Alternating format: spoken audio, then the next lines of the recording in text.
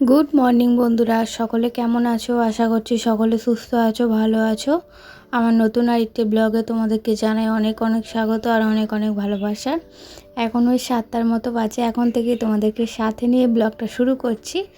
আশা করছি ব্লগটা তোমাদের ভালো লাগবে।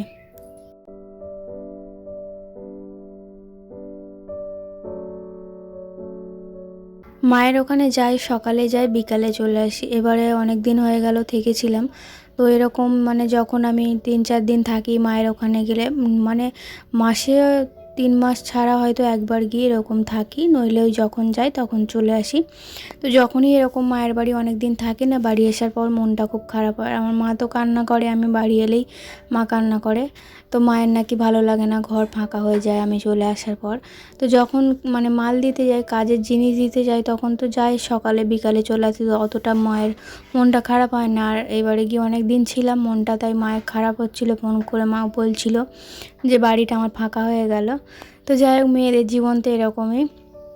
অনেক দিন পর আমি আবার ডেলি রুটিনে ফিরে এলাম মায়ের বাড়ি 4 দিন কাটিয়ে। তো যাই হোক, এই যে রাত্রিরে সব এঁটো বাসনগুলো বাইরে বার করে দেবো।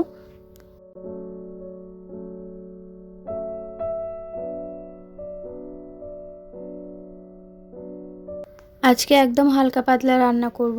তো আগের দিন রাত্রিরে পেঁপে কেটেছি আর ঝিঙে আলু কেটে রেখেছি, এই যে মাছ দিয়ে ঝোল করব।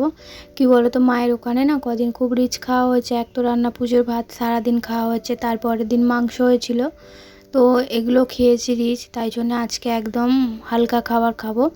তো ঝোল আর ভাত করবো, আর কিছু করব না। ওদিকে আমার ভাত হয়ে গেছে, আর এদিকে এই যে মাছটা ভাজতে দিয়ে আর যাব হচ্ছে বিছানা গোছাতে। মেয়ে উঠে পড়েছে, তো মেয়ে উঠে পড়েছে, বিছানাটা গুছিয়েই তবে ঘরটা মুছবো। তো যেদিন তাড়াতাড়ি ঘর মোছা হয়ে যায় সেদিন মেয়ে ওঠার পর আবার আমাকে ঘর মুছতে হয়। তো সময়ের মধ্যে সব কিছু করতে গেলে এরকম একটা কাজ যদি ডবল করে করি, কাজে তো লেট হবেই বলো।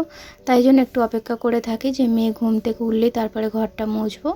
আর বিছানাটা গোছানো থাকলেও ঘরটা মুছে বেশ ভালো লাগে। বিছানা দেখবে, ঘরের মধ্যে বিছানাটা যদি টিপটপ করে গোছানো থাকে না, তো ঘরটাও সুন্দর লাগে দেখতে।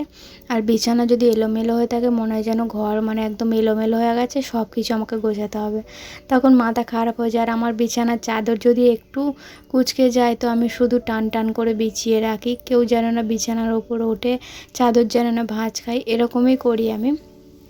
যখনই ঘরে ঢুকি তখনই একবার করে চাদরটা টেনে টেনে বিছানার তলায় গুজে দিই। তো যাই হোক, এদিকে আমার মাছটা ভাজা হয়ে গেছে, ওদিকে বিছানা গোছাতে গোছাতে তো মাছটা তুলে নিয়ে ঝোলটা বসিয়ে দেবো। আর আগের দিন তো সব কেটে রেখেছিলাম, কিন্তু মশলাটা করা হয় না। আজকে ভাবছিলাম যে মশলাটা করে রাখলেই ভালো হতো। আজকের মেয়েকে আমি স্কুলে দিতে যাব না, ওর বাবা দিতে যাবে। তো ওর বাবা আজকে একটু কাজে আছে আর কি, মানে চাপ কম আছে। কালকেও গিয়েছিলো, আজকেও দিয়ে আসবে বলেছে।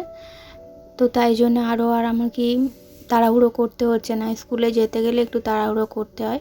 আর এটা আমি কি দিচ্ছি বলো তো, মশলা প্রথমে তো ধনে জিরে আদা, তারপরে হচ্ছে মৌরি, এগুলো বাটা দিয়েছিলাম, পরে একটু কাঁচা লঙ্কা বাটা দিলাম, আর হচ্ছে একটু গাঁদাল পাতা বাটা দিলাম। তো এরকম ঝোল না আমার খেতে খুব ভালো লাগে, গাঁদাল পাতা বাটা, তারপরে মশলা ধনে মৌরি এগুলো বাটা দিয়ে রান্না করলে না আমার খুব ভালো লাগে। তো আমি তো ঝোল করি, আমার মুখে ভালো লাগে না, কিন্তু আমার মা ঝোলটা যখন করে না, যেন অমৃত মনে হয়। তো যাই হোক, এদিকে ঝোল হয়ে গেছে আমার, ঝোলটা ওদিকে নামিয়ে নিয়ে আর এই যে ঘর দালান সব পরিষ্কার করে মুছে নিচ্ছি, ঝেড়ে নিচ্ছি। তো ঝেড়ে নিয়েই তারপরে ঘরটা মুছবো।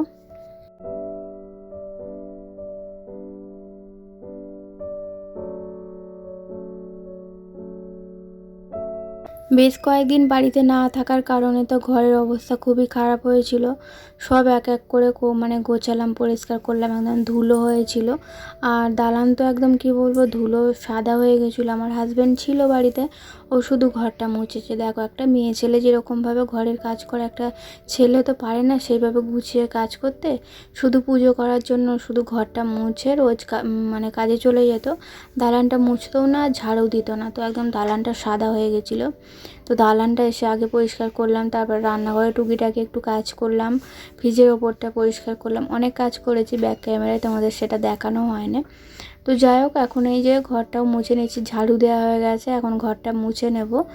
আর গাছে তো কালকে জল দিয়েছিলাম, তাই জন্য আজকে আর জল দেবো না। আমার মেয়ে কিন্তু রেডি হয়ে গেছে স্কুলে যাওয়ার জন্যে। তো ও রেডি হয়ে গেছে, ওর বাবা আনতে আসবে বলেছে, তাই জন্য আমি আর কি দাঁড়িয়েই ছিলাম, ভেবেছিলাম যে স্কুলে দিয়ে আসার পর ঘরটা মুছবো। তো যখন দেখছি ওর বাবা ফোন করে বললো যে আমি দিয়ে আসবো, আমি তাহলে ঘরটা মুছেই নিই, দাঁড়িয়ে থেকে লাভ নেই। এই যে দেখো আমার মেয়ে রেডি হয়ে গেছে।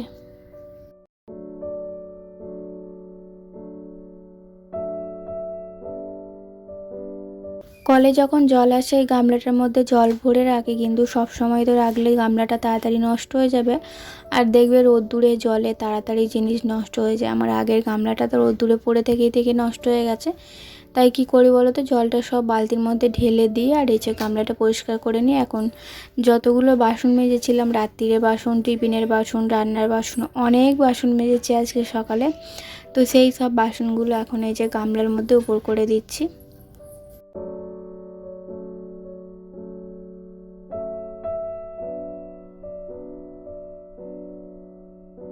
আজকে এখনও পর্যন্ত আমার টিফিন হয়নি, মেয়ে টিফিন করে নিয়েছে, আর আমি হচ্ছে টিফিন করিনি। কারণ কি বলো তো, বৃহস্পতিবার পুজো করে টিফিন করব বলে।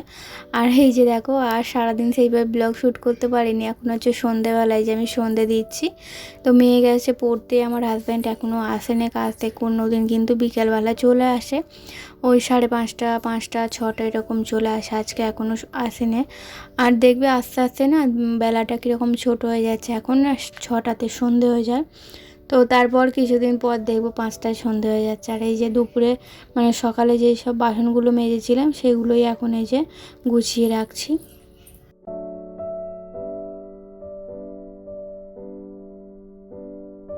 ওবেলা ঝোল খেয়ে পেট ঠান্ডা করলাম, এবেলা আমার হাজব্যান্ড বলছে যে একটু কড়াই রান্না করতে, মানে ঘুগনি করতে। দুপুরে খেতে এসেছিলো, বলে গেছিলো যে একটু কড়াই ভিজিয়ে রাখবে। তো কড়াই করব, মানে ঘুগনি করব আর পরোটা করব। আমাদের তো ঘুগনি হলেই পরোটা হয়, আর রুটি তো আমাদের কেউ খেতেই চায় না জানো। রুটি মানে কি বলবো, সপ্তাহে একদিন হয় কি না হয়। আমার মেয়েও খেতে চায় না, হাজব্যান্ডও খেতে চায় না। আমার মনে হয় মাঝে সাঝে একটু রুটি খেলে আমারও শরীরটা ভালো থাকে, কিন্তু ওদের জন্য হয় না। 2 রকম করে আটা মাখানো তো সম্ভব হয় না, যেহেতু আমি হাতের কাজ করি। সংসারের কাজ বাদ দিয়েও আমার এক্সট্রা কোনো কাজ থাকে, তাই জন্য হয় না। এই যে সব এই এখন এই যে গ্যাসের এগুলো লাগিয়ে নিচ্ছি, কারণ হাজব্যান্ড তো আসার টাইম হয়ে গেছে। ও এলেই আমাকে চা করতে বলবে, হাত পা ধুয়ে চা করতে বলবে, তাই জন্য সব একদম রেডি করে রাখছি। আর প্রেশার কুকারে মেয়ে আসার আগে প্রেশার কুকারে সিটি দিয়ে রাখবো, মেয়েকে নিয়ে এসে তারপরে হচ্ছে কড়াইটা রান্না করব।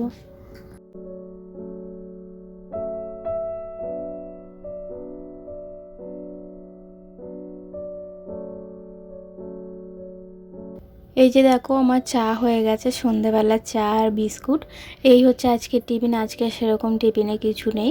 তো বন্ধুরা চলো আজকের ব্লগটা এই পর্যন্তই, দেখা হবে নতুন একটা ব্লগে। ততক্ষণ সবাই ভালো থেকো, সুস্থ থেকো, টাটা।